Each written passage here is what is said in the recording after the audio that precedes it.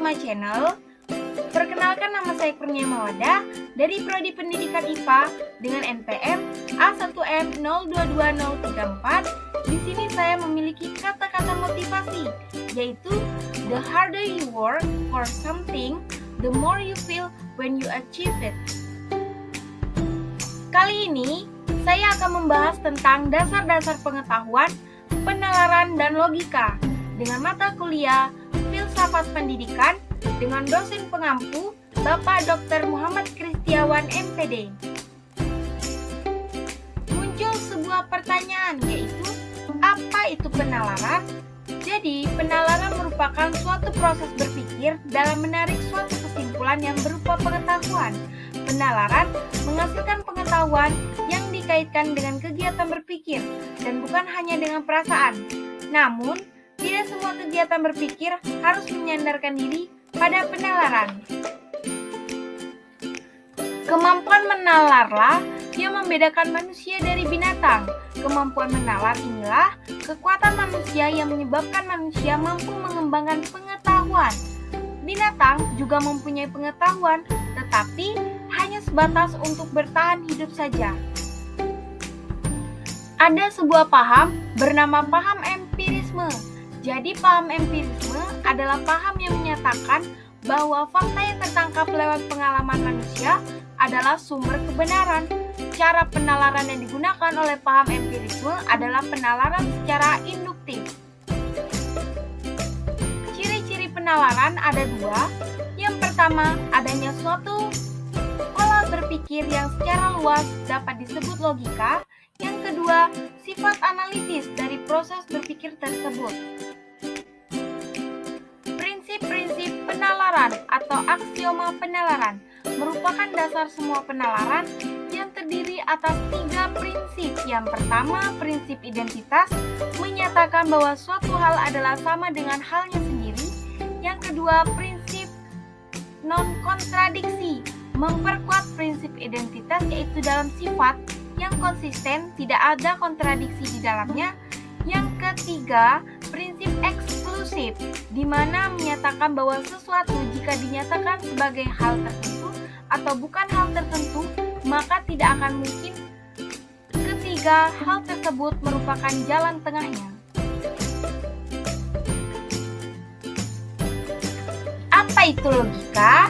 Secara etimologi, logika adalah istilah yang dibentuk dari kata logikos yang berasal dari kata benda logos, yang berarti sesuatu yang diutarakan, suatu pertimbangan akal pikiran, kata, percakapan, atau ungkapan lewat bahasa. Jadi, logika adalah ilmu pengetahuan, tetapi sekaligus juga merupakan kecakapan untuk berpikir secara lurus, tepat, dan teratur. Objek material dan objek formal logika. Objek material, suatu ilmu ialah materi atau bidang atau lapangan penyelidikan ilmu yang saling bersangkutan. Sedangkan objek formal adalah bagaimana objek material tersebut dipandang. Aristoteles membagi ilmu pengetahuan ke dalam 3 kelompok. Yang pertama, filsafat spekulatif atau filsafat teoretis yang bersifat objektif dan bertujuan mengetahui pengetahuan itu sendiri. Yang kedua, filsafat praktis yang memberi pedoman bagi tingkah laku manusia, terdiri atas etika dan politik.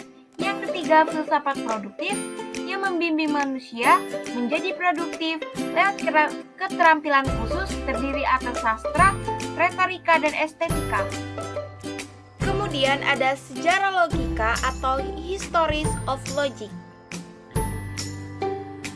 Logika dimulai sejak Thales, filsuf Yunani pertama yang meninggalkan segala dongeng, tahayul, dan cerita-cerita isapan jempol dan berpaling kepada akal budi untuk memecahkan rahasia alam semesta.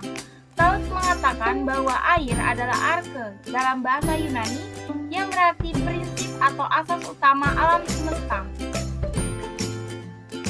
Aristoteles mengatakan bahwa Thales menarik kesimpulan bahwa air adalah arke alam semesta dengan alasan bahwa air adalah jiwa segala sesuatu.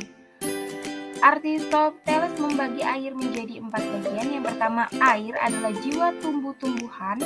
Yang kedua, air adalah jiwa hewan dan jiwa manusia. Yang ketiga, air juga uap. Dan yang terakhir, air juga es. Logika tradisional dan logika modern.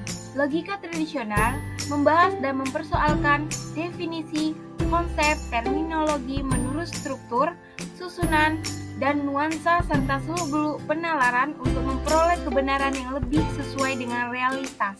Sedangkan logika modern atau logika simbolik menggunakan tanda-tanda atau simbol-simbol matematik, hanya sanggup membahas hubungan antara tanda-tanda itu, padahal realitas tak mungkin dapat ditangkap sepenuhnya dan setepat-tepatnya oleh simbol-simbol matematik. Kegunaan logika ada 4. Yang pertama, membantu setiap orang yang mempelajari logika untuk berpikir secara rasional, kritis, lurus, tetap tertil, metodis, dan koheren. Yang kedua, meningkatkan kemampuan berpikir secara abstrak, cermat, dan objektif.